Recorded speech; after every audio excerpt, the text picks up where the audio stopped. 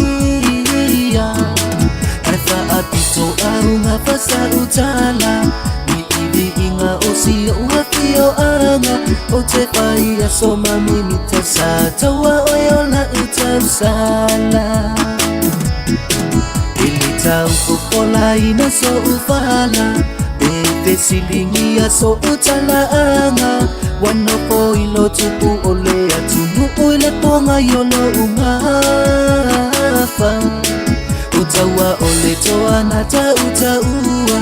Na matea ile toa na itungua Emua au itasamoa ia ema na tua Afifio maya ole ai no mabaena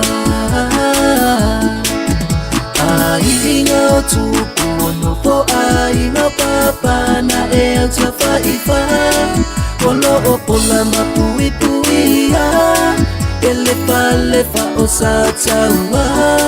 Malengoa ole nu uilau te talainga le alunga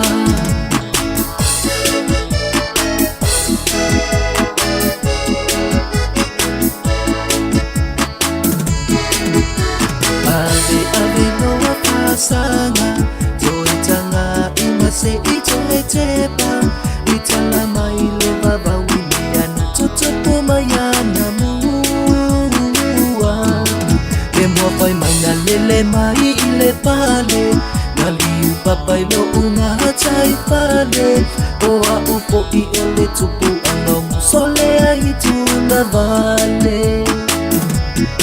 Senga mauli mama opa ile tala Ise malanga na pongia ile ala Leto fafaisha tawa talia Leto tongo malama Le malanga ai ua moeloa Wase upoa nganga ile tamaloa O maatine faa mauai Moanei o anungaloa Afifio maya ole ai no mabaena Ai inga o tupu ono po ai no papa na e au tafa ifa Polo o pola mapui puia Ele palefa o sa taua Malengoa ole nu uilau te talainga le alunga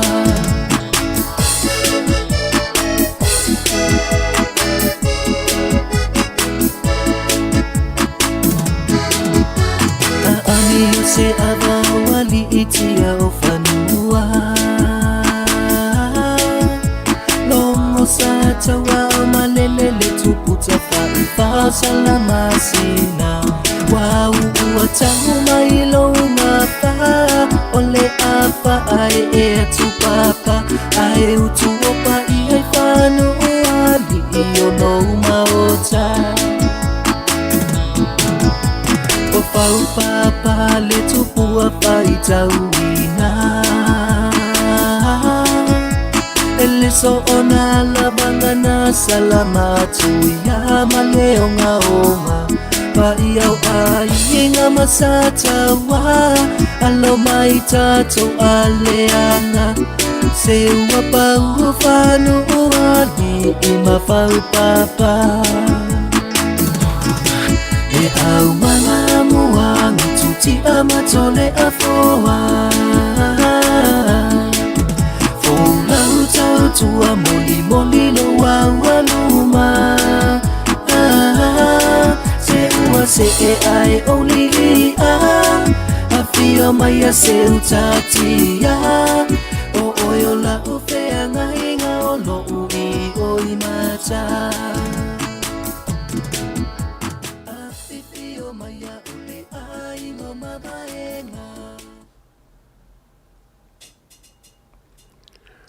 Ole vi matango fiena o sa kaua. Ia, le la fanga fo i kako songe ia asiaka. Ai, mo ngai kaimi ia, o ke whaafelo iaku ia nganga fia mara nganga whaafikai. Ia, mase lau fo i whaafelo iaku i lau whaikalo, lau salvi, ma lau ao mai la kou o kau swinga le vai o leola wa fo il mangui o Samoa o ke whawhaile ako fo i o mamalu wha malo i ala ko o whingarunga ka ko malo ia whawhaile ako ringei i kula le nganga whiwhia mo le nganga whawhikai o kou fo i o lo kau mau mai i ngu mamau o lo mai kau mai ma unumika ia nge fo i pokalama tau tai ai ia oke whawhaile ako le nganga whiwhia ka mama ko ma ki ngā mā ko la kungu i so se mea o kou maua mai ai a masi fo i ka mai kai mali ia le nganga whiwhia o ke whawhailo ia whaia o masui i ngai kai mi o kako por kalame ia o ngai lo whakasi mai ia asia kako skaimi whakasi mai au wa singia foi ma whailo mai inga ia o makainga kako por kalame ngai kai mi o le aso ia a whape whakasi mai asiaka ia mai kele mo was kako whailo inga foi male kai o kako por kalame ale ai ia ma family aku ala kako whakukua ka whakukua whapenge se mo kako por kalama ia e whaia musui o le sunga ko whawhoi mai asiaka o le kai o kako por kalama ia e masi foi le Blue TV ma le kako kai foi por kako pule a fui mono nga fkas ia ai whapenga foi i se uso misa o lo kumai kako graphics and design ia ma kako kako waka ma kako cameras ia o whaia mos malako sui nge fefi ia marka ko po kalame wa am kainga ngai kula o la kako wanga isa ola vai kako issue o ngai aso ika ia fa ngofie onga on kako moa se karanga fo ia me se fo ia se swinga o le leo ko ke fa fonga mai ai ile kam faia ko fo ia se ma au ma se uso fo ia misa o ngai sa fai ele fam singonga ole ko finge fo ia lise ole fa kol wai le nga val au le fam singonga le o kaimi mo nga val au fam singonga le sa wa ko ia leo male la ko kalsanga ele i mau ku ala ko sanginga onga ko e kolo la ia le o kolonga fa alua nga ko fo leo ma fa punga fa pe o lawa finalize me uma ma ai i mau ku ele mai o nga avela ia leo ka sanga ale loia a kako ia ka ia loia si ko finge fo alis e ku la vongo ko fa mo le mai la ko mo mau ma la ko sanginga o la solar nge lenga ko mai ai le aso e mfai o ko mai e o ko leo wa mai umala ko meia sa karsanga kolo o le felo ingalange wa ako foi wa sui foi si fainga wa karsanga wa avele le case i oile le official lawyer sili i lawyer sili ya po lawyer sili fo sa ka yesin kako susuenga fo mesin kako sinia po la me wa avele le case o le lawyer sili bala ko official o le fam kalanga eseng mo mai o le mele o le conflict of interest ia po so kanga va vara laka nisio mo mau leo ia ma leo pe foringa mai le laka fuke nga ilava ia mo mau leo la ko ia ai o le fo mo mariskala o le lawyer le ale official lawyer sili le ka wa venga le case le o le nga malanga mai ngingu sila yanga trainings ia po nga onga po seminar o le mo ku le po la ko nga training le sa wele le lawyer le nga ka ku nga mo ka avele fam singonga le e kele lava la le nga sa le e ka wali ali mer case le wa le foi la wa ko kolo asa ka sanga la lo ia ale ko finge alise masalo ole kolo mulmuli le wa ka onga dismiss le case falling among al kolo ai ele o boku ia mau leo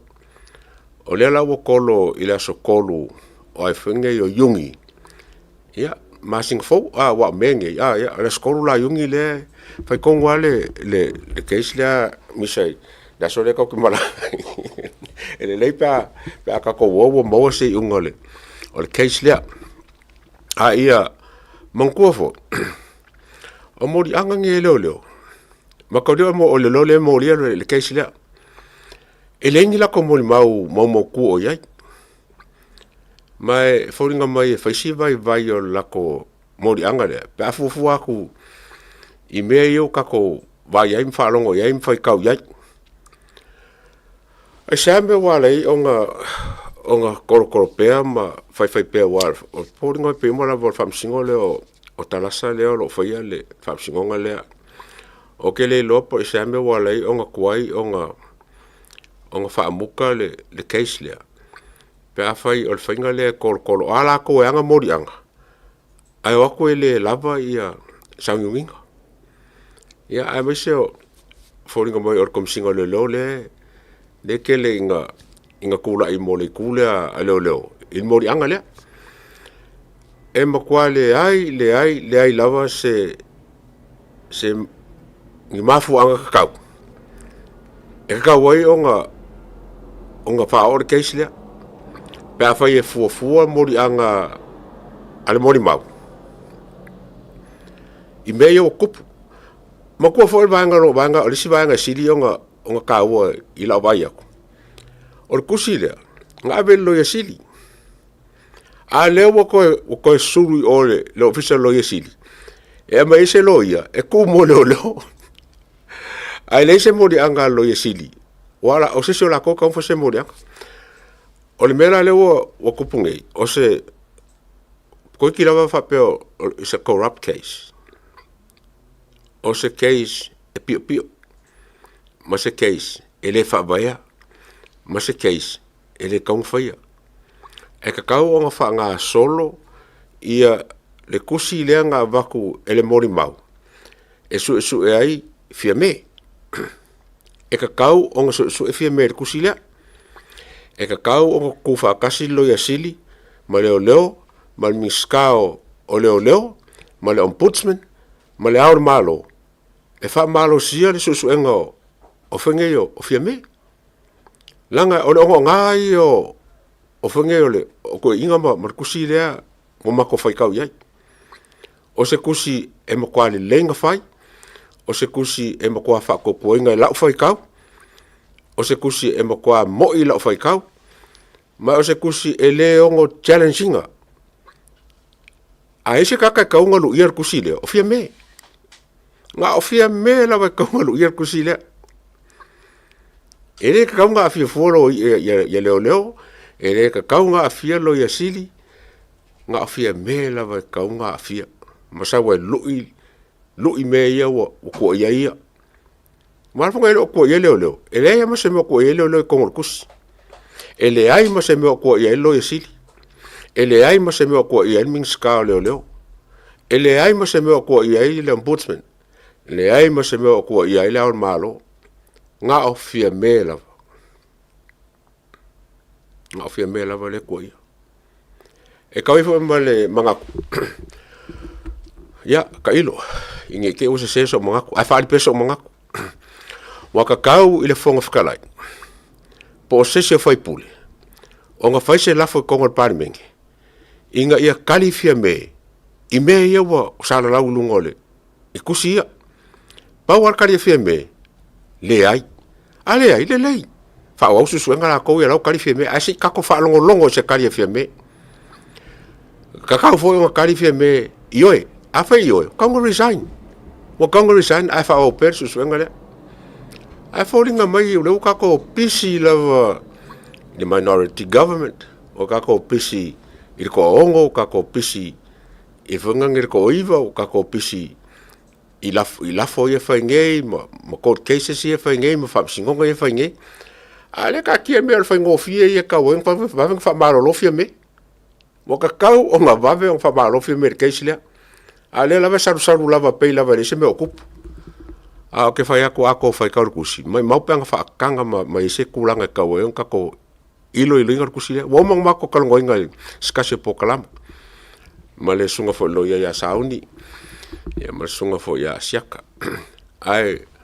ole kalongo inga kusi le wanga ose va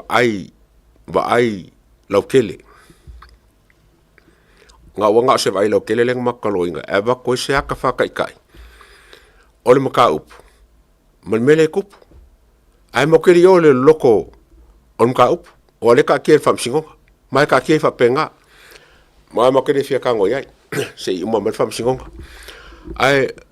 ole mele o foi e mo kwa o fola ba ile maka lo ngelo lo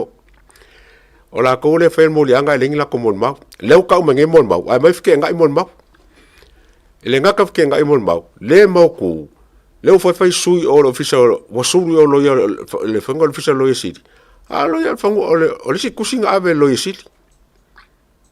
ole si kusilanga ave lo yesi lenga kopia ile kom singo lo male minska lo lenga fa ngar kom singa e fa menga pepelo rispo kalama lenga ngofomba fa la fa perkusi ma fa mai or kusi le ale o ma mei ai fa la mer kusi o ko ka se o ko ka se pepelo ya pepelo la nga le o ka ko nge ya or kolo fa ko fa mer conflict of interest o nga o isi o mo mau ma leo o fkenga ele o wala va nga ole o lava nga mafuanga e cancel el case pe ka ua le ese case pa fa pe o solo for case ole o lava nga e kame ka fam singo a jambe wala i onga ke le mafuanga ka wa onga le fa wa nge fam nge case ale lava e alau lava mafakanga e koso ma kolo ke lo nga ya alu kupea e alu kupe lo ia o ke masalo e alu kupe ali se lo ia ya o ke masalo foi alu kupe ala taxpayer ma la fonga i lo ia a leo ia ko kongi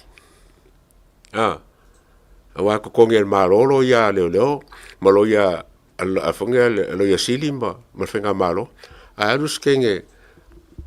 mori maue e ko kongi langa lo ia elo le mele le kan faile ia el famsingo mai la konge e fai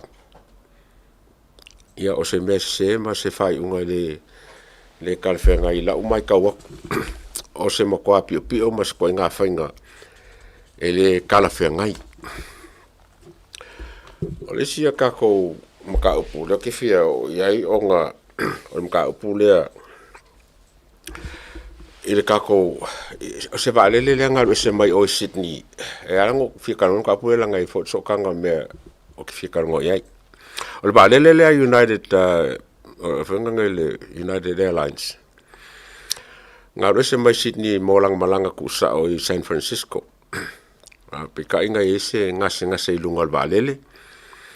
ia poangi fukunga inga mang so ka inga ia a felo ia Samoa mo se konfikinga ia male skasio pase se ngase onga koe bukoele o valele ia fa on balanga pe malanga la kwa fei ia wai ia fa o mai lole malanga o i San Francisco pe lo se la su limal pase se ma la ko fenga lo ngas fulu sai kongole o le ba ia la konga ngai lungole fenga ole vale le kai milenga malanga o me sili ma kawo o mfai o nga lani i Samoa ka ko fale lo wa ba le festival akele ole salo ba le la kraka lo se la vas fulu le passe se pe mai kawa ku le fonga nge kele ole ba le ai o ko ki kilo ku ke minga reserva mai Sydney male a fe o Samoa ko ki a fai ku la malanga lenga sa mai Sydney ai land lo Samoa o se mga kunga nga o mai ke awar kami fukua kulai mai whainga malo o le pisi o si usofo ia olo e whakalangoa ia ni vale le sosangi ka kofi malanga inga sa ka uai le Singapore Airlines sa ka uai le Emirates I think mo isi vaasa ngalo ya isi vaasa ka ua ai o lea o mai ka waku e ma fai lava va angi peang fa pele le ka ko fainga malo ma le minska o vale o nga fai se fa ko nga inga mangi va wale fo linga mai la nga kupore fa blave va ve anga nga so kai po fele le whangangen bala ba le lakalaka i le mele ku whaolawe. O sa mua sa lakalaka i e. O longo winga la ang whapela e maua sa wangoa se mingiska e loa whaingi whio konga inga. E loa whaingi whio konga inga. Wha mama a venga i malanga ka konge e oi le kūlea i Amerika. A me se le ole i Hawaii, San Francisco, LA ma San Francisco. E sa mea lenga ko le o e kalangoa i le United Airlines, the American Airlines, the Delta, ma le Emirates. Inga ia se kau wanga a waange, ma le New Zealand. Le kau ke oki e kau ka pases. Wa a mai ka me Amerika e o ia Hawaii le kule ma o fiki ari o a isi o mai ngusila o le Samoa fo me Samoa ko fa pe ai o le kau wanga male mai kau ngi va fa penge pe fa pe fa ko fa nga wale fa nga fe Samoa se malanga ku sa e le o ke le se fange se kai mi a fa nge e sa o e ka kau ka ko kilo va fa penge a me se ava ke kerenge malanga Amerika ke mi malava mo le fa mama avenga e ka ko ka malanga Australia Amerika ia pe malanga fo i Samoa Amerika ia ngusila Amerika ia fa penga fo ia kukuila bangisio o ka ko ngisio lo fe malanga i vao o fe nge o kunge ia awa o ngenga loke malama kanga yo ka no po fa ya angi lava pisa lava in kako ba lele pisa in kako pase se pa u o le sime foi le o ke man ko pe wa kasinga ka ese langa so e kula epa ia a me se foi ia ni ku ngai o se ka upu le langa e le se ka upu langa le langa ai o se sidi mal sidi vonga ka foi on singer ka ko fa nga malo o ka ko fai nga pa anga nge masainga esele babala laka foringa mai babala ku ka ko ma masainga il kele o mea kekele o loans o mea fai sa mea nga lenka ko le nga rue masainga se va lele a Samoa angi va fo i 737s va fo i ka se la luas furul pasese ia mangi va fo i le se la luas furul pasese e se anka ko le fai ai lea whekonga inga masainga ingi ba e whainga lisi mai ia pe whakawoi ke ropo lera wala lei wao ke ni kilongi i whainga ngi kau ngi ba ke leonga kau ba ia por se lau fasu 5 milionga a lisi sa le kau ngofia lisi ai o le winga o le kala o le kako pisa i ba ma kako pisa i fai ba ar ke kelo ka ko ka la fu me fa wal balia ai des ka ko ba ale ka fa fa ngai maka ka kele kupe kele ya ba le kele me ma wai o sainga sili ma ko vanga ya ba ka ko ba le nga di singe Miranda e pola e lenga o le malu lu e ma so fa nga ba au fa lu ngo bla yo le ko fi alu ilo e ngo fa ku mo fo ai ku ngo fo o fa ku ke nga ba le so me si ngo fo ya arus ke nge fi o so famai ia apa la ngo fo ko kele lo nge malu lo ngo fo ai o ka ko kupe nga ro nga ba ye le ngo fo ile iska ko me le nga ba mo fo nga ba a ke lo pe fien kupe aloi o ka singa me i ka ko fa nga malo o le transparent o le a mai o ka o me e kilo ile ko mo ma ka ko fa ka fa le yai makako kilkilo pe makaisi kanga kala nai en fainga ngoso sang fainga malo wai rope me se disi o ko ka se disi ya ai o soku ya se kanga ka porque ka ingo po misa pe mai o ke fainga lo ngal kampangi valele e disi ka ngo fe ko le disi lo ke ba ku nga ko ke fa sala mai wa o me nga mo wo me fo io le o nga ma ke ia ma ke fa o le vangilu nga me nga wifi ale ko kele le resources ka ko o lo ngofo solo la langi mai la ko so kanga I mea e mawhai e o ngā kako ngā lue me whapengei. Ia, o kako kalanga, kako waalele ngā male ka upuru ngā. O lewo kikira ku ngei, sa kam whai Moses o kainga fo I male, sunga fo ia pali, ka melangi, e mai singa sulimbingu ke fo I, ka ke kalango ai, inga ua koe, o lewa ua whao ngā ma activate, le kula fongo leo fongua le nga pisa ngei inga ua malo le palo ka fulu lua vai kolu, ma wha ngā soro e loa I a ngisi o whamsingonga. Over se lau whamsingonga le ka kia. Onga wakoa onga le kula fongo le ngawhai. Kula fongo le ngawhai a koe kia whai ngā paloka. E le ngakala inga ua kakala. A wako e fo I le whakulanga le me kwai ngai ai. Ua whai le karsanga pili, por whamsingonga le pili. Ia masau fo I lalo kako whamsingo sili. O se vanga ka ua ngā ia kia uia e wha mama venga ri kele o ngisi o ainga. O lo ko ala kom ka upu. Onga o le pia o le whai kula fonga. O le mwhai ei ong wha wau. Ia ka ua ainga ia mese o ngisi o mea sai kongo o le kula fonga o le. Sa whainga kai I ainga. O ngā langa ia mea ko kingo. Ia lenga kai leo mea singa ainga. I mea lavangi o whangua. Ia whawhakai o lewa. O le mea mari o leo whanga solo le whanga inga o le kula fongo le ma le lua vai koru le pasia. A lea lava e kam whai lava ia kui le epa e whai a pili o le mka upu lea. Ia ainga mal mangaku e ka whie mea ia. E loka kongunga o me whapurkiki a kui le epa. E langa ile a pili inga o le whai inga leo o mga whai. Inga ia ka whie I whamsingonga ia. Ia lewa me sidi lewa whai loa. E kako le skala mal pulisiti fo le whamsingonga mai mka ngā luenga whamsingonga. O leo ua wha ngā solo ia kako whamsingonga ia. Ia kara whia ngā whawkai o leo ua ia fo in kako kalongo le. E sori kula fongo le whai ngā malo, sori kula fongo kai mi ngā whai le pāloka, ko ongo le ngā kuli. Mangisi o vaenga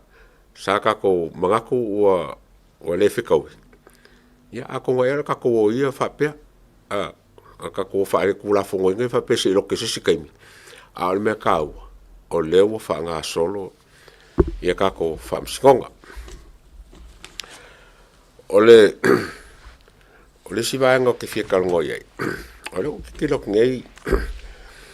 O lea ua lisi ele minskao. O whangua ia. Se kasi o whangua I Malauli. Ia o Malauli o I Bailele. Ile kule o Mākou. Se kasi o pikongu o Bailele iei sunga ia Malauli foi ia o ngu laikinga o pikongu o Bailele. Ole whangua lea o lisi. Ole pōrenga foi ngei I lau ai aku I waiongo sao ai foi me pio pio. Alawa foi le foi oso mai foi minska o whangua. Lea, ole kulanga e papofa polingai. Ole mea lea ole lisi au maenga wa vea ma whangua kou mau. A se whai pule. Wa o kere lopo aku ko ngā lisi ngei whai. Ole mele o le lisi, ai sa me wa lenga sau mamao lava le whai pule o ia anga sau lisi I le vai maunga. Le kumalo vai maunga ala ke le whango ia anga kalo lisi mwhai ingo ngā songa maoka. Ma songa whare kupu I ngā, ma whai ingi si me umalava e kale whengai I onga ele o longa I kumalo. Ala sau mamao lava e whaanga ia le vai maunga ma ele ia ale malo ele kulea. Pe fōringa mai le ingiso le kua mga o le lea. O conditions o lisinge, e kauang whasa lau. E kauang whasa sa lau inga I lo umai e Samoa. Ia whangua ia wangua mole lisinga I la koa fia lisim whaanga. E ka kau fōinga I conditions o whangua nge lisi al malo. Awa a whaiwhai nge le lisi lea a kakawai kua e se whare ko ngā whare ongo. I. Ele o se lisi la mea nga. O lawa nga I oun le whangua. Awa ele kaunga whaiangi whale momo kuku ke le whapea. Ala e lisi. Mua whala e kaimi ako mga almalo ko avel whangua pe isi me mga almalo whanga e whangua. E kaulanga wa ku ele e kukunga kaimi umale lisi. Ia ma kiria ese whangua se whanga e malo. Ole mea ngā le e kau kikira kule lisi lea le almingska lea. Kakau o ngā whailoa kulanga le lisi lea. Ole kulanga lea I malauli le whangua lea e ngā iele le mingska lea. Ole kaimingei, pei fōringa mai leo se whangua le mea lea wa se so ma whangua kango o wailele. Ao ke whai akua whangua le sa prime land. Ole winga prime land o se whangua e kau o loa longa kulanga. Wa foila a ku falenga e ke vai aku o kau me singa e ke lo aku ia le wafu ko ke lo ku le wafu le ku le ka ku ma fa so lo ku le ia pia e ke lo va a fo ku kuila e ke lo va a ku fafo o se kulanga le o ke lo o fengengel va ingale fenga vai mai ke avi mo lunga lava e ke vai mai ma la a I fongole a fa lo ko nga fa le lua I le fongole pe ara ke ngofo I lungo le awa e kilo lo le nga kai nga le ngonge ma le pitch lai lalo ma skepu lai o I lalo whangua le o mea sa ngofo le pālangi aso ia o ke le iloa po le whangua nge se whangua le pālangi wa ngō mai kau al pālangi le aso le la koe langa wila ma langa pūrou sa ngofo nga sa elonga whale ia wa madiu le pālangi o ke le nos po se whangua moko le pālangi pe o pālangi whangua ku i aso ia awa avel malo o ngā ke vai ngā pālangi a sa ngofo inga pe umala wa simaika le ngā pālangi sa inga kaimi leo le o ke mai kau mer kaimi leo kasi iwa o ngā sifuru ngai lunga po kasi ia po skaim whapenga ia o iwa ule ko vai pālangi a sa o koala ia kama fōinge sa onga I le ala fua sa whengaro ngā pai mako keu le whangua ia mga I pa keu ngir whangua alfa la bela ure ko te wange yo pele fo ko nga ba a on ki lia fangua a fa nga ka kau o se mo ko fangua le leila ya ai o polenga e kia o la kolo lo ye kofi le malo mai la kolo o mia kofi mingska a fa ka fangua fa pengi ala ko kele kanga ka la fi mo me ngofo wa leva kaunga fa a longa fole le ngofuanga le pesi se fi fangai e nga me ka pisingisi e nga me so sko nga me nga fo ngisi me al maloi ya akele lo foi la pe fi ngisi minska ola ko foi en mele o ke le lo foi la vai ku I si fongu al malo le ke vai se ke lo fale ia po ngi me la vangi nga masangi ile ya il fanga ka ke sa ia kofi minska me fa pena e lisi mai whanguangi ia mai ula wanga whai la ko whare o se mele lei o ke lo whai o se mele lei pe a whai o sa onga whai a o ke longa inga o ke lo inga ke lengi mea pio pio o lo whai whangu whapengi mai le kaun kupu ia kaun koe sirisila ia ne malo ia me se fo ia whangi Samoa Lands Corporation ma le MNRI o ke lopo a mo menga kirkilo I kukunga ngi whangua. Kira po wa fia wa kau foi onga li miki whangua au ne e kangaka. Ia, a kako kilo e kau nga opa kuloa le wha eka au ne kaka ko kasi le kau koe wha kau ngis whangua. Vai le kula whango le RTRA 2008. Kula whango le nga whai whapipia foi kule pala koi. O le mo mai kala o kakangi whangua wai lalo ngoa o ngaka nga miska nga vai kaimi mo kaka. Sai kongo le whainga malo le. E ingoa ia le punga mai ma la whau kalongo ai a inga mai kong malo. Karo e whangua leo le veo o whangua whaalanga ngu. Li liu lalo le sao. Ia ma veo o whangua kong mau. O le ka ke lo ke le mka le kula whango leo le RTC 2020. O le kula fonga kaun ka ko anga e sili fo nga bese mo kula fonga e lua mar kula fonga nga fai le RTRA lua fe mal bat o fongu o kula fonga nga lua e le kau o nga fai e konga Samoa nanga a fia me singa ainga a fia me singa a fonga ngu mai ku malo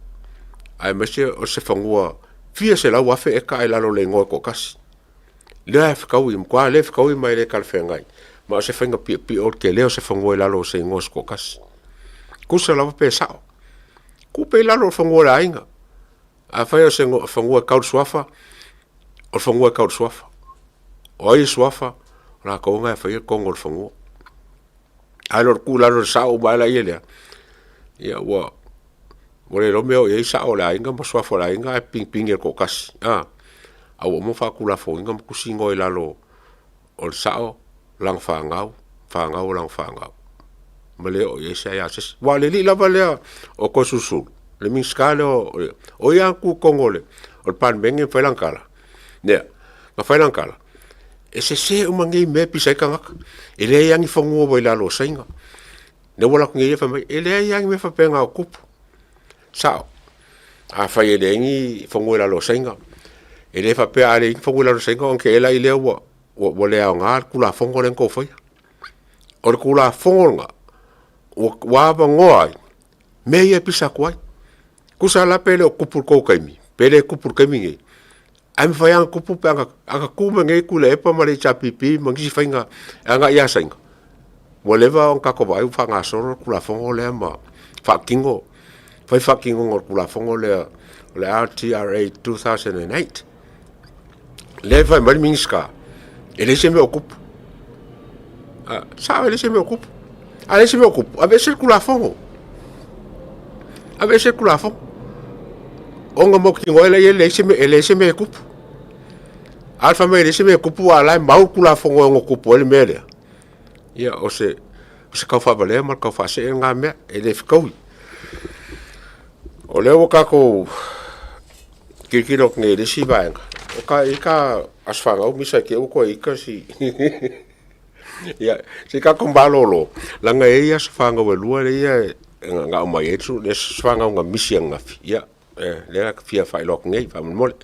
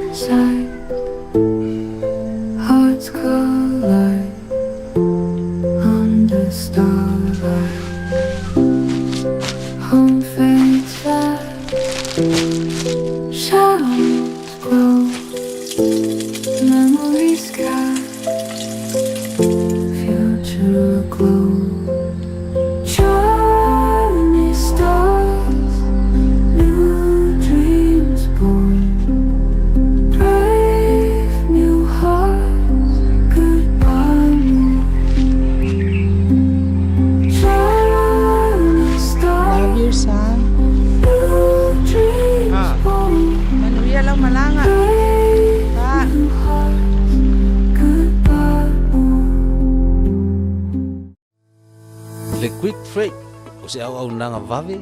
to e whātua tuaina a wāle la foina o la container po o so se whaamori e wā inga i Samoa. Whafsota iwa au au i o iwa tolu iwa tasi lima iwa tolu tasi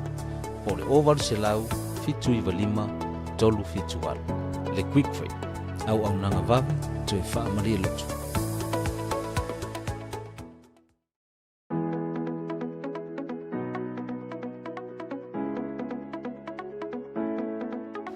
Hey, have you signed up with BlueNet yet? No? Well, let's fix that. Head over to www.bluenet.co.nz and hit Join Us today. All you need to do is fill in your name, date of birth, phone number, and a few other details. This helps us get you set up faster. We'll also need a photo of your ONT serial number and your modem. Not sure what an ONT is? Don't worry, this is what it looks like, and every house with internet has one. And make sure you have a valid ID and a utility bill or government letter to confirm your address. When you join BlueNet, you're not just getting fast, stable internet. You're also supporting shows like Tautaiae, Breaking Waves, and Sports Salanoa. Your BlueNet subscription helps us bring you more content. If you sign up this month, you get $10 off your first 3 months. If you have any questions, call 0800 258 638. Join BlueNet today. What's up guys, Lupe Soaina Auli, Joseph Parker here in beautiful Samoa. Make sure you tune in to Blue Wave TV.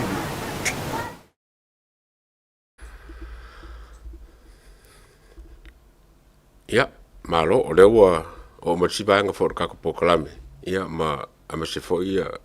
ama ia sfanga o ko ko ngalo sfanga o fa mo le misa ole asfanga o le sa ngalo ngafi ia asiata ia le ko mai ia fa marulu ku le ainga fo sa ama ia le asfanga ma mo le fa fa lo ko ngafi ia le mo le ngo fa yo fa lo ko ai le asfanga o le sumatas o tamata ia Peneriza Carolinda Jusing mita faya o mato nganga ina waulia mai e oela fafine le atu toanga o lo sifuta sanga si elvi inga mal faftai le li ona lana fa marolonga ya oela fine lo fale tua ya sanga famnia ya ti oi happy birthday my sweetheart no fanga mai o matua Sala Lila Teresa Muliangatele Peter Chu Sheng ya fa pe fo yo tuangane uma ya o fam nga happy birthday Peneriza Marielo ngo ya amuele le tu fo lo sfanga las fanga le fun mal balu o funge yo o praise the Lord ta efu ya ese me sidi na lo le tene au stai ma fa longo ile fa longo ale poto faftai lo fa yati ma ua ma tua ya ma le tausinga o le tato ainga ine family tele tua lo volanga ma to anga faia wa onga ia ma fai launga luenga e tausi ai le tato ainga faftai le lofa ma tu mawai ma ye tu mawelina tene a miolei ia tene a miolei ma ola fa iaina praise the Lord ia fa popo nisi tausanga stele mo oe ile lumanai lo stele mo oe le pele ilo tamama lo mona lo tele mo oe o le pele o lo tama o patea mo lo tina o fili maua tina o uso ya nga Glory Angels Laura ma fia Silly ma Kevin ma fanau ya Jesse ma Jojo to mama ma David ma fanau ma ainga ya Australia ma uso ya ainga ma New Zealand ya malo nana ya Belenitete ta efu ma uncle ma aunties o ainga umai Samoa mo tau songa ma lato fanau ya Australia ma New Zealand Samoa ya o famdianga na mo nai lato fo waulia ya lato soifua ya wa ora ki kerem kai kusi ai fankango loya maka ya Lopez fai kaus kamakiki ai karsia leo maua mai ya ko was fangau ya male famdianga fo yale tauta ya marka ko ofisa mania to was fanau happy birthday ya masalo ponga ka asfangau ma ka fasisilanga misa ya onga ka koya ngai mela ile ngisi fo yo o isi o lofia kalongo inga ngai fo I kula raso o leo mai ka waku worosu markasi ya sui mai le kosu markasi o sui o lo fuafua e ka momo e le fast manko fo le ya le lo se fulu le arkako fast le ya ngai manga miala ngi sui se kosu markasi mai si kumalo inga ia kava umai kumalo nge lima kasi maila le kor kasi lenga e losu kasi ia sui le o manga momori ile fast olongo winga ko se fulu ia sui ele moria ai folinga mai e foi mo sui fa popo isi kumalo le vera sa wi lava e mori mai o se vainga le kele nga mo le fast le ka mai ka waku pe ngi sui ele ale fonge le chapipi ma ngisi o paki o lo fofo mai ya kongoli o kai mi fai lo yo la ko sui ai lo ka fia nga lo nga le fast Onga le mai ka wako le lava e sangungi fa so se kai mila vai ke wa kula mai se whainga paroka po la lava se me kula mai. Ia wa lava sangia lo lako wa sa mo le fa moe moe. Sa maka ua nga fi ma siaka ngisi o sui ma malu o le whainga malo sa mako whaiki ia ma whaifuskau ma whakanga ma kalangoa me whaporkiki kalangoa me pe whau ma wakua le aso ngafi. Ai e se vaenga o koifia pai ai. I le vaenga lea onga sa singia o e sui singia lea. Po lea se mea so mangaku o i kia ulawa ia mo le whainga paroka leo luma pe afufua ku i le mele o kupungei i whainga paki ia a me se foi ia le kamwhai mai le fast ia ma le kamwhai ko le chapipi a me se foi ngisio paki sa wai sa lue le urua sa okari ai e lua me ia ia kia ulawa ia la ulawa kari e lua me ia ke mawhawhau me momo ia suil whainga malo me momo nga foremost ma more important ia whaite suinga whainga malo e reo se suinga la e sui a kuila epa pe sui a fia me a se suinga fau e se merko urua lea ole vaenga longo lua ia se ka koi kua ngai malos pe ko varu pe se furu lua pe su kolu su fa pra ravan ngumela a ia se kua ngai malos o me ia lua ka ua i whainga malo o le whainga malo ma le kua ngai malos o le an mele o ka ko vai akunge wang whabai ia po le aso mga whakubai le ngai i vaenga inga sa karangoa as a pesi se maua kau karamusmusu le kau awaku i lau mai kau e malo le fast i le kolu valu ngofoa ia o le kala leo o kua kusa ma lo ulava malamalama ma lo uloa le ke kilo i e mea whangei pia e kolu valu le whangei le fast ngofoa e ame le fast e wha e maua mai ia la koe kuko kasi onga leo mai kau e whai asi whiorolo la koe kuko kasi e o e pase se dunga le fast e pase se dunga le chapipi ai kuko kasi so e kia ula ia o le lei o le whai pule ai kula i mai e marfi whiringa le whai pule po whē kuwai le la e la o kala lengo whai aku e onga kula i mai se ko o wha mai le au kuko kasi o le ko o le whangange o le chapipi ma le paki fau lea e mo ki ngwala le paki fau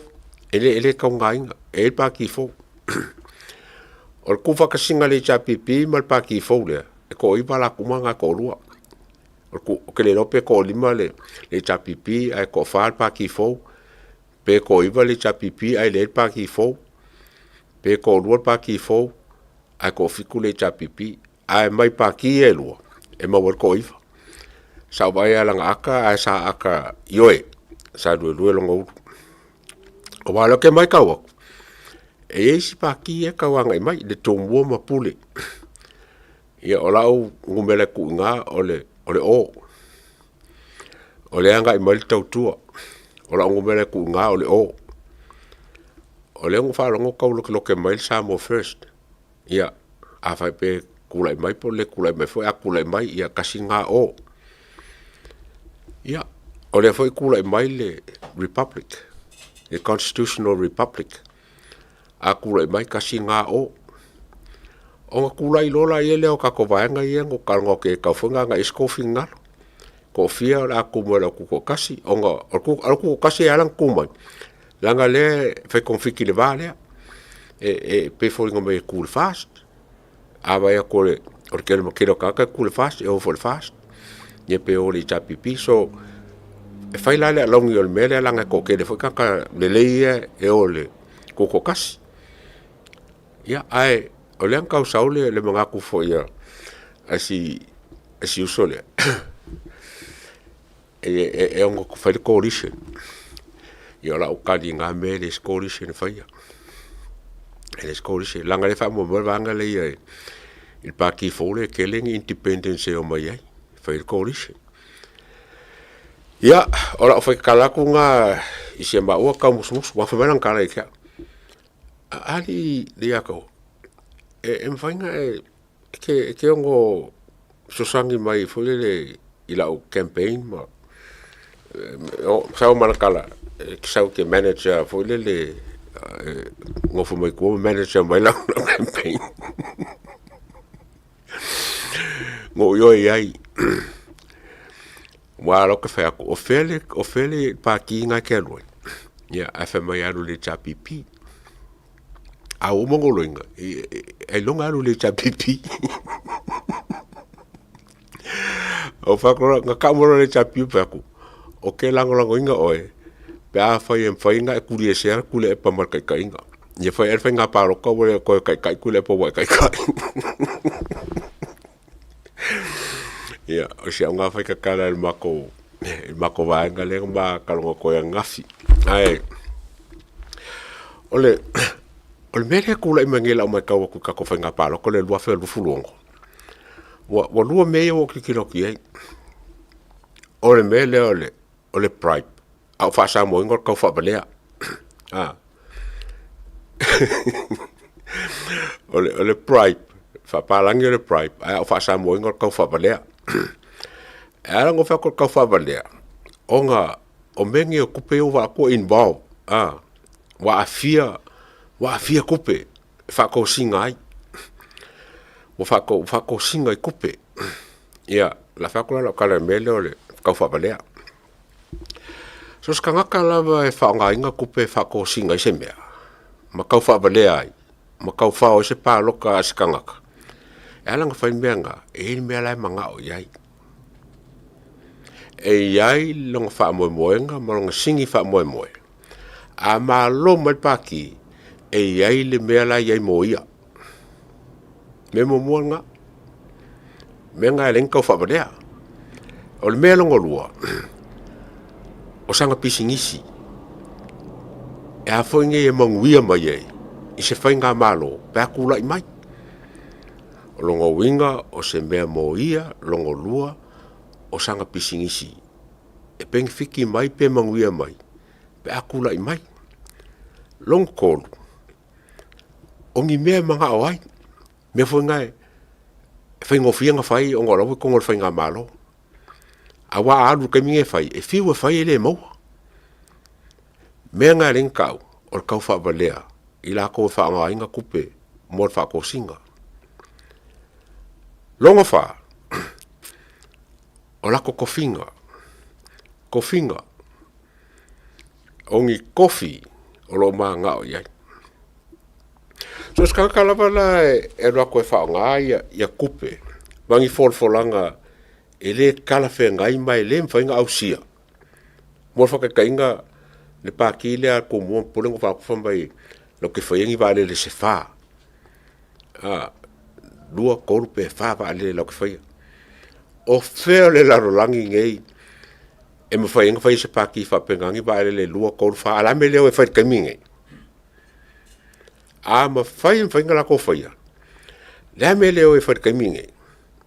O whapere leo kakaparoka. Le mwhai wangi whai me leo. Te follow se me impossible. Se me le mwhainga whai. Ai kau whabalea ila kungu. Kau whabalea ila paloka. Ma kau whaleanga ai ne whiwhiringa o le ia kakau. E whiwhiri e se whainga malo le lei. O kau whabalea le papoi le meanga. O le meanga kau whabalea le papoi. O whea kaunganga i e kako paloka. Kako anga il pāki e iei ideas. E iei le whaakupu la ia o se mea e mangu iei kangaka.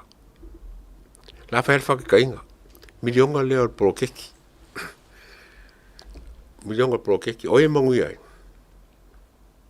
Mangu iei kangaka.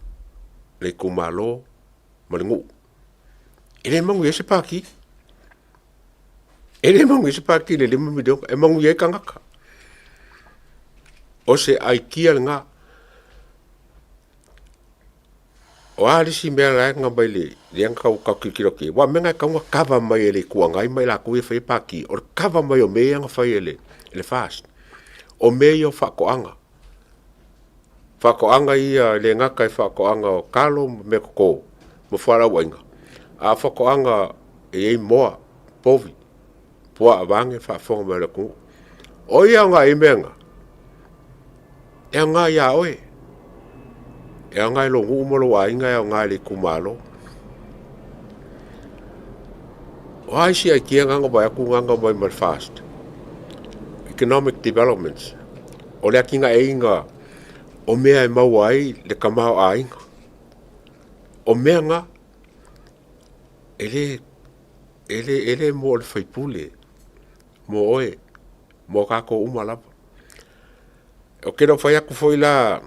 a mea la o mea ia le leia ua langa ele fast e ka kau o nga counter attack mai e paki ia ma mai se la ko foi a wala e sidi aku lor mea lea o whai mea kukusa a whai se mea sidi aku inga ia iloa ai a ele la maga ia mele le la fa le la fa le akiri mele o le si mea sidi onga whainkai me whapengi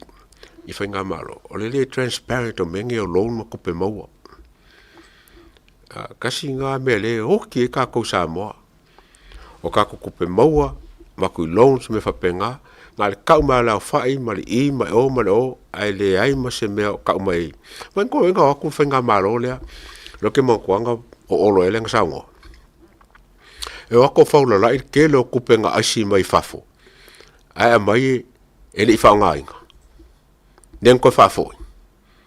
awa a aisi se kupe pe mai se kupe mai fafo e kaunga awe li poki le walang whaunga ai ma le awala fo inga kaunga whaile le kako polo kiki le 5 milionga kala a aisi se kupe mai li poki le whaunga ngor kupe o le menga le o ke polo kiki le o mea la ngā le o ke kalangoi e ka kau o nga iai kako whainga paloka ma kako campaigns e fufua ku le asa nge luafe ma le luongo o kako kiro whai pule e o mai e lofa o ngā ne polo keki kiro whai pule e sau malanga plan ingai umakru kau sanga wa 1 milionga umakru kau sanga o lua 1 milionga umakru sanga 5 wa 1 milionga o nga whaonga inga ia ao ngā ele ngu ma le kumalo ma kanga le kumalo o mele wengi pifoling me o kere kupe au le lofa nga pifoling mo kwale lofa nga wo fieri kumalo ma e ale le ma up to date ne fanga nga kupe lo fufu mo lako kauke o mengele mengol kupe fiwa su se kupe mo fa kai o le ku lima ko whainga maror kupele pa wala me fai o ele fai pule ma o kole ko mikile a le kumalo pa wala ko ngaluenga ngalu lue inga ia vave o nga faaru le kupele ma ve on faaru inga manguia a inga lai kua lai ko ngofor ko nga vao ele yo a se manguia ngi fale ngofo ai ai longa wo e fa so a ngu umari kumalo le polokeki I ainga whapea ainga vai o me mu mola vai kilo ia le whangange le komiki rea o ngā kamiki awa a po pokor kupulanga rea o le manguia malumaga I ngā ngu umari kumalo e kaula ngā il wha mua ia o ngā kamiki o soi fua malo roinga o ainga lai ka mai mfeoki kanga ele inga kong fikinga ave ai o le sime sirin ka o le vai e ka kau I ainga lava se yo o lava ainga kua o nga ele vai o le si vai ola nga o se ainga vai mangi ainga makiva a o le lava me aia le vai o le si mea nga iei o le mele o le solar power o ke le loa ya Samoa mai kumalonge pe ai sa walai o nga le nga i Samoa e la o ku solar power e fa kau Samoa ava kula fa ka inga wala nga o masengo o le Vanuatu mai ko ki kia no mo ngu o Vanuatu o lo so Vanuatu e le ngu e la kalaka i kaulanga a pase ku le va le ngunga e ngal mori fo le ava e loi va le mele mai e le ngi la ko mori o po kalamba le o la ko foi e mai fafo e mai ngal we fa vai kaimi le ki kilo nge po le se furka sanga kalwai kele kanga ka le ngu le ka mai moku le nga sau nga mai le po kalamba le ngalo fa vai kaimi ngo fo ya ku ya ka kain fangal fa vai kaimi al memo mua ngala ko faia o le fa kau o le solar power i Vanuatu o le kele i o falolo ala iai a sainga la ko ke la ua kua le solar power mai sainga ko inga fola le pule a kau e mawame a maka kwai lalo le lua suka la se kaua i lunga i le solar power e mawhainga o le kele o mori mai mawhainga o le pusa isa o ngā solar power ele kele se kau salo mo le kele lava o mori a ainga e maua lava ele lua se lau korse lau le panel e whainga ola ia mori a ainga wa il panel ngo whakawongo venga ngu usau iai sa whainga ola ia makawila ko i kia se furu mon kupu ia makori e fola ele se kupe alua i wae e ola le la kusape le susuru la ngaso e kimu e ola la ele umi o alanga o mori ngo whakawa ia alu alpo akola e ola ai o lo ki kirikiro le kele solar power i le kongor kaulanga Vanuatu e mawhainga oku kaka whaakau ma ola ai o alanga Vanuatu e varsu markolu ia moku o le kele whela mokunga e mai kaulanga ma whaakau oku pano ia le lei mo pisingisi le lei mo kanka mo senga ia wa kuam ka ia ia wa paunga me ke fafika i wa maua e Vanuatu ia moli ola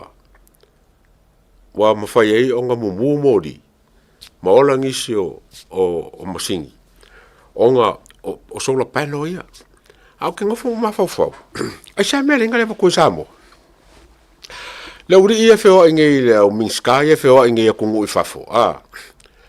la aku makilo kilo ame sa minska power minska me la aku makilo e fafo e ka kau onga o makilo se mea e benefit ma nga ya Samoa o se mea nga mo ka Samoa ai mai sa ngu ia ma ku ma ngu ia e la ko yo ai kongole o fenga ai e ma fai solar panels ia ngola ai le se kupe alu nga kai mo mo fa kau alwe se afeli mo se la o se ainga ai fia se fulu ka pe se fulu lima se fulu ka sanga o le pano ngam fai le mo look after while ma ka pe ma ka vale fo o se mo kwa se fenga o se kupe ka ma ainga ai se amele o ele komiki ngei o le milionga ka lai ko ku malo sense si singa po Taiwan po fea kilo po fe me ma we pano sia inga ia baku inga ia ngai ainga suswang il pao o le pe falling ma le kam fail malo e fa ngale kupele ma we kupel malo ai o ki kangaka ya ke o ia e le se menga e ma wala kupel malo e ngala pa pao e fa pele nga e ngala nga e pisingisi e masingi e va awaku e va le waku e ngala pao ai mo le lau kele o Samoa por el lima sulpa senga Samoa e anga e panos ia inga ia mumu a inga lai kau mawhai makau kokongi e pili makipi pili o mori me whapenga a le iai le awala whainga whai ai ia sau ngā ia sosangi aku i aikia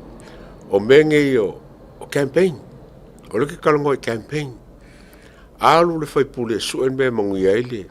le ngu umale kumalo wala le suele me ke mangu ai o ki kiro ngei o kikiro nge isi meia wai akulele ele kai paloka le wakufa kupe se fulu afe desi ngu ulongo afe desi ngu ulo fuli ma afe desi ngu lo fuli ma afe desi ngu alele kai o kaka umalavanga e yai ala ko agendas e yai me la manga oi e pa e malolo kikiro ba vai fale kaka yang fa menga ko kikiro fale I fanga nge fai pure sala ko fa menga penga mangui ai penga fiu sue penga fiu ko le vole mo e si ya wonga ngofo e si kumalo le ka pia fa mai esele ba la kamar fai pule ka luan kuma o fiu folo lo se sala ko felo o meanga e kaunga nga ai fai nga malo le lei o me o pule fa pe pule ka ko le pule o le fa nga ka o lo paloka ele se me a fai foi ele foi anga ka fi me le la vol foi pule la ko ya le foi un campaign fa ka fa le ma ka fa se fa nga kupe le se me yai fule fa nga kupe nga a lo paloka o nge mingi la paloka me ka nga fai que lo fa que paloka fast pe que paloka le chapipi pe que paloka fa paloka ia lako promise po lako forfolanga nga ufa pepa ia make sure ka ngu ia afa pe foi la e ke paloka se pa ki e manga ia lako forfolanga a uma nga ele kuku ia kasinga pai bainga longo winga mo forka minga paloka ele fai ele pa ki onga fa ka ngu lako forfolanga pe ia ko pel pa ki le forfola e mo va le fa arungela ke paloka lo onga ia ongolo nganga mongi lava inga ia mongi vale se fa samo uma ngala ka fa vale e ke ko va ai lo ri e ke ko vai lo ri e mai fa ko fo va ngale a fa pe ma fa ngala ko fo ngi vale le se fa fa nga pela ko langa o example nga isi pa ki a fa ngala ko vale le se fa o wa ai ngisi milionea fa kai pongi forfolanga le kaunu mai ka milionea lo que fa ko per media pe amalo ai amalo e fai fo pa kile se memo la milionea nga ai ale malo ili kai mo se nge milionea la uri yo o le nga o langa lela ka ko fasanga ku lewa o ka mi uma lava pe ko ongo masinga pe ko ongo ko lu fa lima ongo masinga wa maka ka ko vesi me o campaign o ka ko vesi menge fa nga paki o ka ko vesi menge o fange o me nga yele yesui momori yesui lewa kupu ele kai leo kupole kai e ka kaula o nga kako mafo fo mau ko anga kalangoa ko anga kufa ko anga fa so mai fa so ila ainga fa so ka fa so ele me mangui ai a ul fa so ngo kupeia ke va kule fe ko ngia solo mai ma fa nga I menge fa ngai ole kausanga lenga ke ngai palo kai nga fai sa wa ko se la lu sumal balu wa fe la konga le scala e palo ka mor kausanga le lu fe lu kasi nga le iba nga balu iba fe lim se la ko sa si le ke ko al balu iba fe lim se la konga nga palo ka Olongo winga e kolu iba afe kol se la ko eli palo ka nga le skala. O la ko nga le fa kuku ele fa salanga le lua fe kangaka. O nga le skala eli palo ka. Ke le lopo fe wo ele o nga kupenge yo kangaka ngeli palo ka. Ai e ka o ke le palo ka. O ka fo un ki kilo le ofiso o fange yo al malo ia mangi awala kau eng paloka kangaka wa mo kele lea le ngumelo kangaka le paloka ngale skala o falo ko le sia songa kalongo mai ia kai ole o kako paki le al fas ya sung fa laudi o ia kulanga lo kilo fikunga inga wa fonge yo o le fingole o prokeki male faso ingole o kupe fufu ai kumalo ko kele ia mai kumalo ko le kiki ala kusa kupe la mo o manga ku wa kupe ka ki kupe so manga ise me ki kilo ye wakakau onga faise census wakakau faise kusinga ingoa Samoa e loela fa yo kanga ka le kumalo wala fa ingo Samoa le ngeye ko kiaro ye ka ko ia rusela wa fela fa ingole o population Samoa le ye ka mingai a fa ila di ma fele le kupea a fongele por que kire fa lima fe ave kumalo kusa lu fu lima kala ka kokas o lo wingala o le fea sa o nga ka wa va el por que o ko kelo kanga o le kumalo a fa ye se fu wa fe kumalo le lu su wa fe ye fa kele lu fu lima kala ka kokas in that way wo o fa so o la vele pepe marka miki ke le paloka awa ka ko ku ngela sisi fenga fo le fa pe e kufa ela ko ngali skala ma paloka kasfinga wala feng fa yai fufu ela ko paloka e fa ngo ia fo im fa marsia ela ko e ka ngo paloka mo paloka inga ia la ver kufa ngale marka va ngai o ke le yo ke sisi fa lo ngai fa mai e ngo fo si kumalo a mar fenga paloka ko foi la ko kumala o aku fie fai share por que le kumalonga ali paloka ole ke longa la se va nga e kaupengo fa mai ke aku foi isa foi vai venga il kaiminge me ye lua ole kufa foi lungo kanga paloka le kumalo inge fa marsiel paloka la ko me kan paloka ia por kufa inga ia la vea uma pepe makamaiki le vai nga le lufu lima kala kanga pe a fofola ka ko population no se la wafe mali 5 milion e kongole 5 kausanga ia un fengo fielo la ile o nga fielo la ile wa kusa uma la va shares akanga nga mawa ku el kako polokeki awa ole makwale fiela va il mai kawa nisi kumalo ia wo lunga aisi kumalo ola ila lo oisi kumalo kasiringu oisi mai kumalo wo suluangu ia pe sa unga ia fa kwang sa unga mai kawa ko kusa foi mangia ngo o mo o ke fa so ko yo lava manga ia ma u manga ku vai venga e so songi i dem ka pe fa ia nga ale ia ko fa foi mai nga yo ma fofonga vai ia wa leo vai aku ai wa mai o maua i 16 ia ngai ki nga fo ia hana ia Sahara ia congratulations on nga maua ko 16 kasi fangem ka upu ka wa kere o ko kero ka ko wa leva nga ngusila ile 16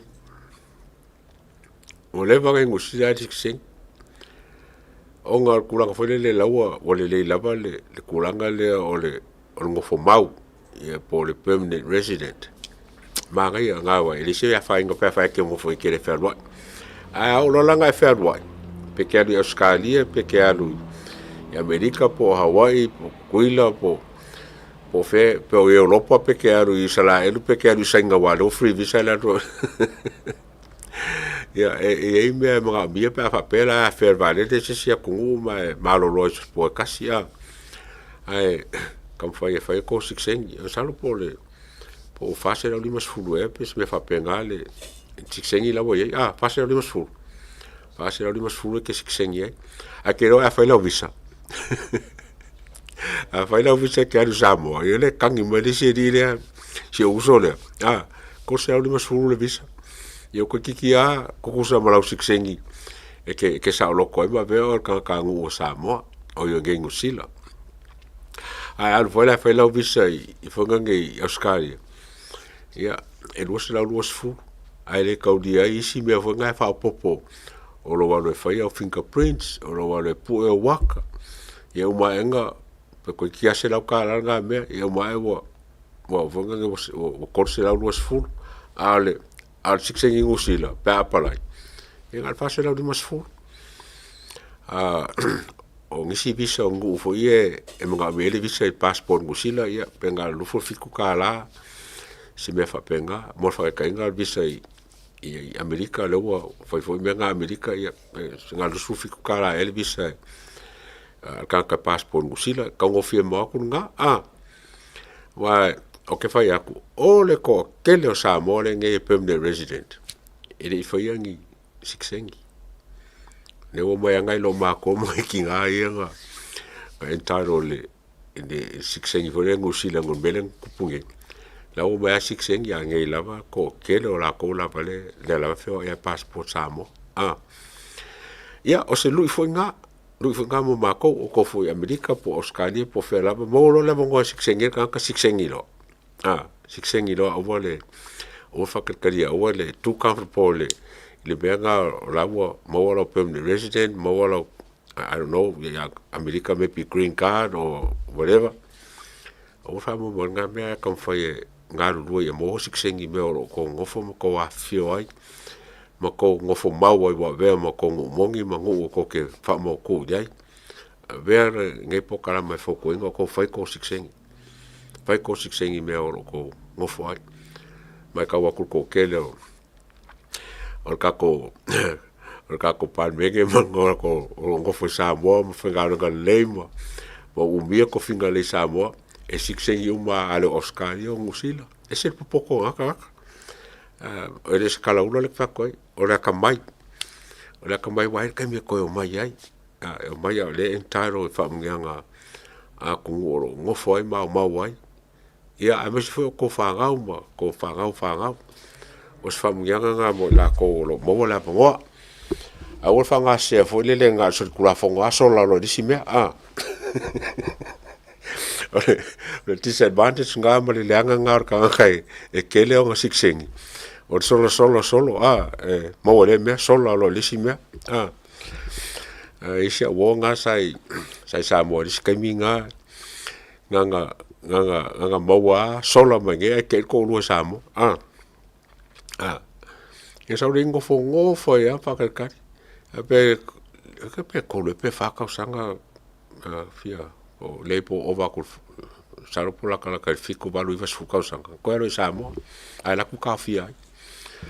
ai ko mo ngisi ngai me ngon ka fia ya arme nga ku ia manguer ka ko fia ke longa ka fo inga lava ro ka mi o lewa ka leo ia ai kaiao ia sa ora kala ka fa ko ku ale fe finge wale ko mai la kama e bidi mai fa se ma sum e pe kuri mai fa po kala ma mo mai a ke longa po fe se fa le ainga o la wa ngalo ia sia ka mala ko vaenga ia ai se fa sa fa afu for nge fiafi ia mai ke ngai ma misa marka ko ofisa o ke fa ko fa ngia ko ka fiafi manguiel po manguia ka ko fela ila so ka ile lo fo le ko so ifo SMI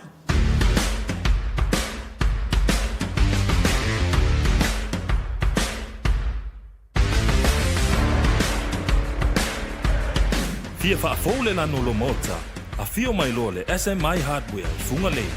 o ia nei le mato au fainga le wenga to mai fa pitoa a wale sui ino so se vali ina ia fe tau ile le malo manao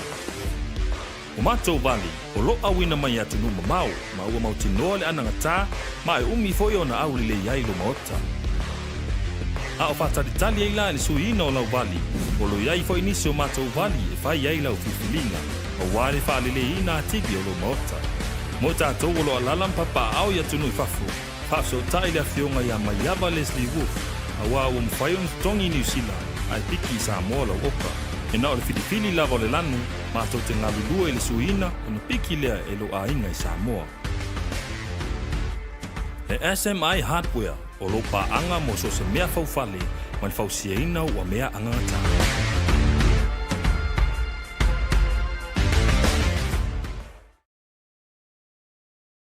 Salo Falava and welcome to Rooters Barbecue Takeaway and Catering. Let's go! You can find us on the corner of Preston Road and East Tamaki Road. 021 104 5919.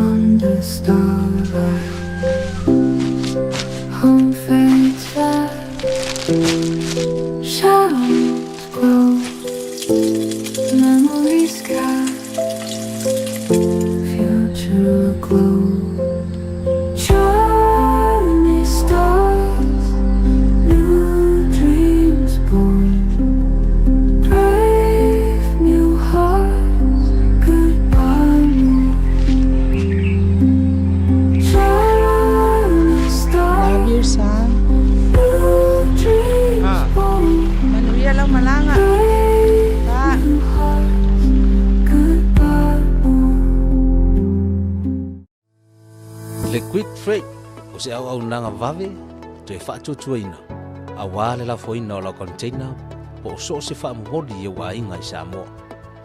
Whafsota iwa au au i o iwa tolu iwa tasi lima iwa tolu tasi po le ovaru se lau fitu iwa lima tolu fitu waru. Le Quick Freight au nanga vave to e wha maria lotu.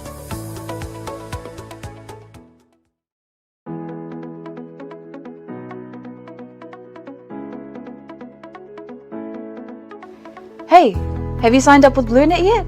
No? Well, let's fix that. Head over to www.bluenet.co.nz and hit Join Us today. All you need to do is fill in your name, date of birth, phone number, and a few other details. This helps us get you set up faster. We'll also need a photo of your ONT serial number and your modem. Not sure what an ONT is? Don't worry, this is what it looks like, and every house with internet has one. And make sure you have a valid ID and a utility bill or government letter to confirm your address. When you join BlueNet, you're not just getting fast, stable internet. You're also supporting shows like Tautaiae, Breaking Waves, and Sports Salanoa. Your BlueNet subscription helps us bring you more content. If you sign up this month, you get $10 off your first 3 months. If you have any questions, call 0800 258 638. Join BlueNet today.